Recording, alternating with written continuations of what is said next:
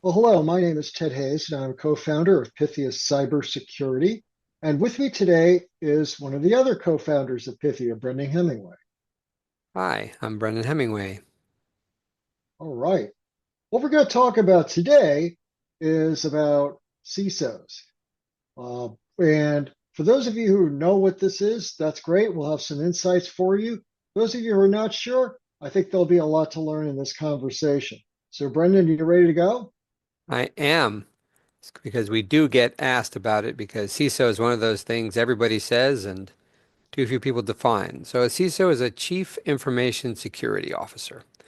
And I always like to start with two contrasting uh, definitions. So if you go with the generic, when I let Google define it, it says CISO stands for Chief Information Security Officer.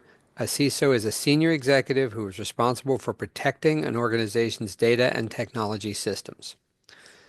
And that's fine, but it's very general. So I like to go always find, as I did the other day, find a section of a real job description of what it is they're suggesting that a CISO does. And this particular company is looking for a CISO who would be responsible for developing, implementing, and leading a robust cybersecurity program, which includes policies, standards, and procedures to protect against unauthorized access, modification, or destruction. The CISO works closely with senior management, the CTO, and various business units to create a holistic information security strategy and vision aligned with the company's business objectives and regulatory requirements. The role involves overseeing risk assessments, incident response, data protection, and staff training programs and information security awareness. All right. Well, those are all static descriptions that, as you mentioned, come through a browser search or some job descriptions. So, from your perspective as an experienced IT professional, what would you say a CISO does? So, in the wild, when I see CISOs being CISO-like, they fall into a couple of categories. At Pythia Cyber, we say a CISO heads up the risk management program covering critical systems and data. So we mostly agree, but we feel that risk management's a key part.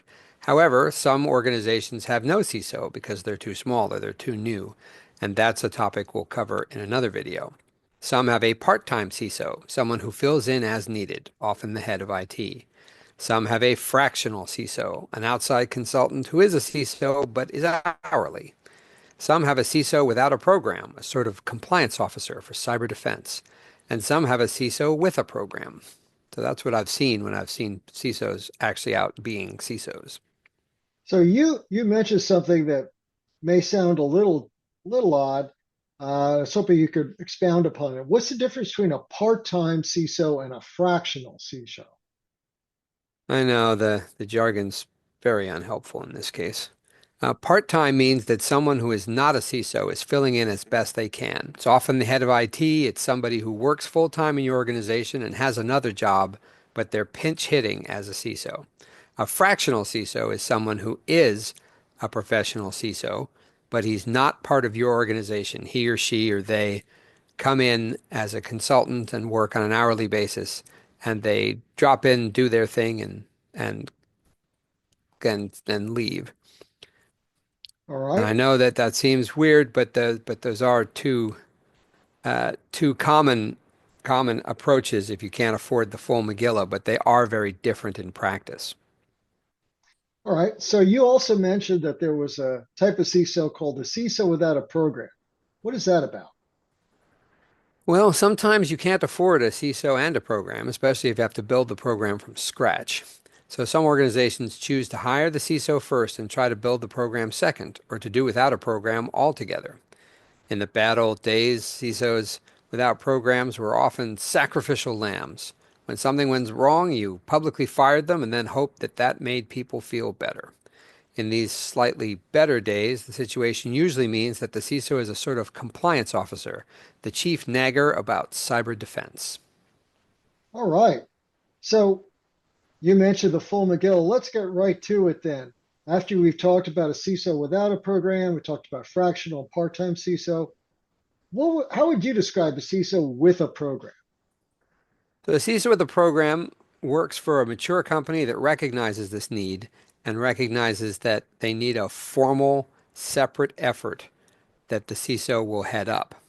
So the good ones link the cybersecurity efforts of the company to senior management, who in turn link the cybersecurity efforts to the entire company. We believe that the cybersecurity arena touches almost every job in the organization.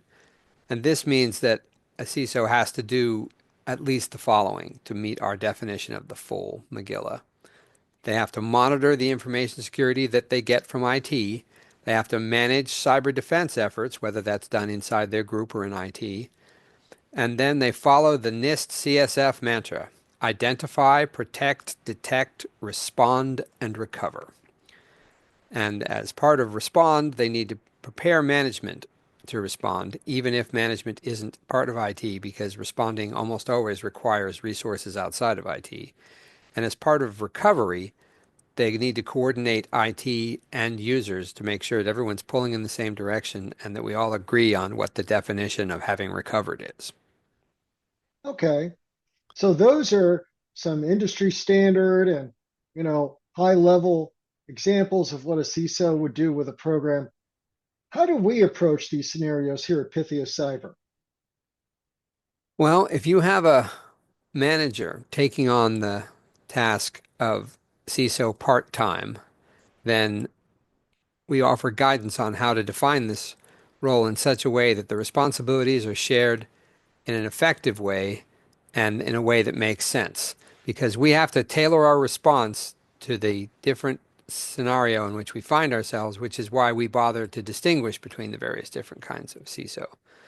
If you have a fractional CISO, we offer management consulting to help integrate that outsider enough to make them more effective because we strongly feel that you have to link the senior management and then senior management has to link to workers because to elevate your cybersecurity, we feel that almost everybody has to be involved.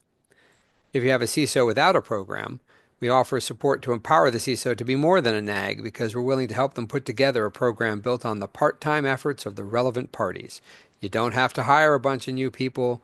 You don't have to you don't have to change people's jobs radically. But a CISO without a program isn't going to deliver you the kind of value we think they should. And if you're lucky enough to have a CISO with a formal cybersecurity program, we offer a fresh set of eyes to validate what is already in place and suggest ways to be even better, especially in the behavioral area, which we feel is pretty badly neglected by a lot of practitioners. Okay. Sounds like there are a lot of ways to augment the role and organizational impact of the CISO, and those are things we'd like to talk with you about at Pythia.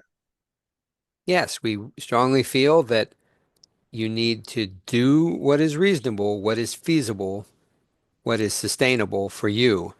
But we're well past the era of cookie cutter, buy a antivirus software and run it all the time kind of posture in the world. Unless you're a tiny company or unless you're a very new company, it's time to elevate your cybersecurity, get a little serious. And if you don't have a CISO, figure out whether you need one. And if you do have one, figure out what you need them to do to be as effective as they can be. Really good. Thank you, Brendan. That was very informative. Thank you. It was fun.